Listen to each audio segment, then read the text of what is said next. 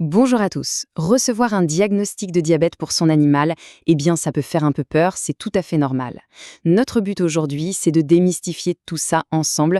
On va décortiquer ce qui se passe vraiment dans le corps de nos compagnons pour transformer l'inquiétude en confiance et en un plan d'action clair. Alors, voilà notre feuille de route. On va commencer par les bases pour bien comprendre comment fonctionne ce fameux moteur à insuline quand tout va bien. Ensuite, on verra ce qui se détraque, comment les vétérinaires mènent l'enquête pour poser le bon diagnostic et bien sûr, quelles sont les solutions de traitement.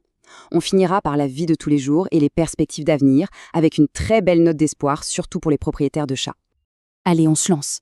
Avant de parler du problème, il faut absolument comprendre comment ça marche quand tout est normal. C'est la base de tout. Alors voyons ensemble ce mécanisme incroyable que l'on va appeler le moteur à insuline. Dans un corps en pleine santé, le système est d'une efficacité redoutable. C'est simple, après un repas, la nourriture est transformée en glucose, le carburant essentiel des cellules. Le pancréas détecte ce sucre et libère de l'insuline. Et cette insuline, c'est un peu la clé qui va ouvrir la porte de chaque cellule pour que le carburant puisse entrer. C'est un balai magnifique et parfaitement réglé. Bon, on a vu le scénario idéal. Mais que se passe-t-il quand cette belle mécanique s'enraye? C'est précisément là que le diabète fait son apparition. Voyons comment ce moteur si bien conçu peut tomber en panne. En gros, il y a deux grandes pannes possibles. À gauche, on a ce qu'on appelle le diabète de type 1. C'est simple, l'usine à insuline, le pancréas, ne produit plus rien. Et à droite, le type 2, l'insuline est bien là, mais le corps n'y réagit plus. On va voir que nos chiens et nos chats ne sont pas logés à la même enseigne. Et voilà la différence fondamentale à retenir. Chez la plupart des chiens diabétiques, c'est comme si le corps avait carrément perdu la clé. Le pancréas ne fabrique plus d'insuline. Chez les chats, c'est plus subtil.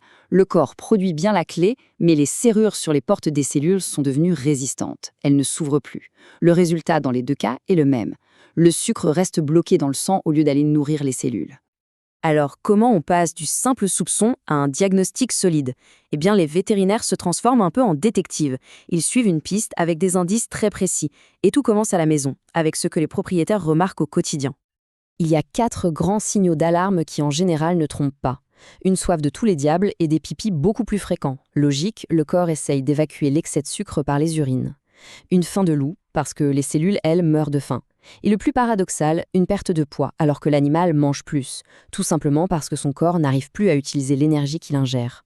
C'est ce quatuor qui allume le voyant rouge. Pour être absolument certain, le diagnostic s'appuie sur la confirmation de 3 éléments. D'abord, les signes que l'on observe à la maison. Ensuite, les analyses de sang, qui doivent montrer une hyperglycémie persistante, c'est-à-dire un taux de sucre trop élevé de façon continue. Et enfin, on doit trouver du sucre dans les urines, la glycosurie, ce qui n'est jamais normal. Quand ces 3 pièces du puzzle s'assemblent, le doute n'est plus permis. Mais attention, il y a un piège, un vrai casse-tête, surtout avec les chats. Un chat peut faire monter son taux de sucre en flèche juste à cause du stress de la caisse de transport et de la visite chez le véto. Alors comment savoir si c'est un vrai diabète ou juste une grosse montée de stress? Heureusement, il y a une solution pour ça, un test sanguin qu'on appelle les fructosamines. C'est un peu le détecteur de mensonges du stress.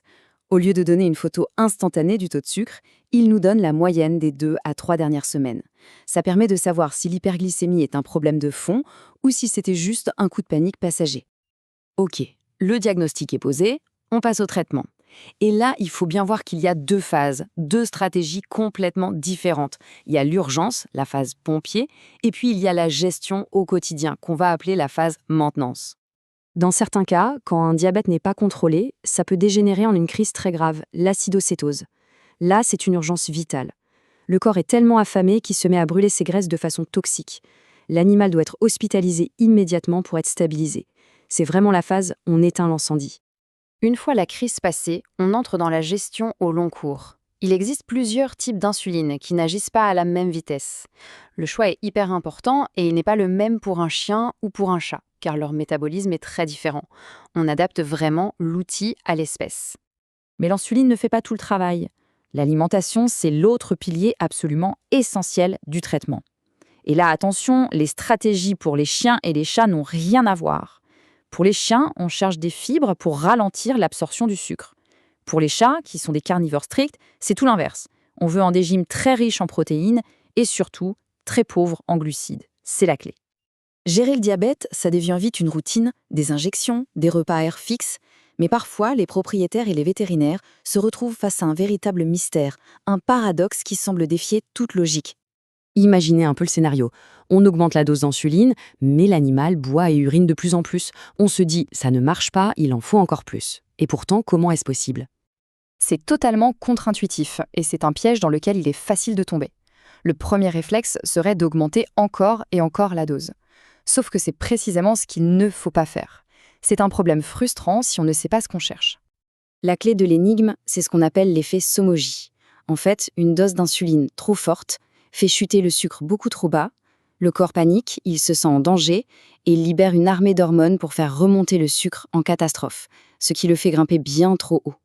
On a donc l'impression que l'animal manque d'insuline, alors qu'en réalité il en a trop. La solution paradoxale, c'est donc de baisser la dose. Bon, une fois que tout est bien réglé, le traitement, la routine, à quoi ressemble l'avenir? Parlons un peu du pronostic parce qu'il y a de vraies raisons d'être optimiste. Soyons clairs, avec un bon suivi, un animal diabétique peut vivre une vie longue et heureuse. Il faut juste rester attentif à certaines complications bien spécifiques. Chez les chiens, la cataracte diabétique est malheureusement très fréquente et peut arriver vite. Chez les chats, on surveillera surtout une faiblesse des pattes arrière, une neuropathie qui leur donne une démarche particulière. Mais pour les chats, il y a quelque chose en plus. Une possibilité incroyable qui change complètement la donne. L'objectif n'est pas juste de gérer la maladie. C'est ça, la grande note d'espoir pour les propriétaires de chats. Ce n'est pas une vague promesse, c'est un chiffre concret. Si on agit vite avec le bon traitement et surtout le bon régime alimentaire très pauvre en glucides, jusqu'à un chat sur deux peut entrer en rémission. Ça veut dire qu'ils n'ont tout simplement plus besoin d'injection d'insuline. C'est énorme. Au final, ce qu'il faut retenir, c'est que le mot diabète ne doit pas être une sentence. C'est le début d'un nouveau chapitre, celui d'un partenariat encore plus fort entre un propriétaire et son vétérinaire. En comprenant la maladie, on passe du statut de spectateur inquiet à celui d'acteur clé pour la santé de son animal. La vraie question n'est donc pas tant comment survivre à ce diagnostic, mais plutôt comment cette épreuve peut-elle transformer notre relation avec notre compagnon en la rendant encore plus profonde.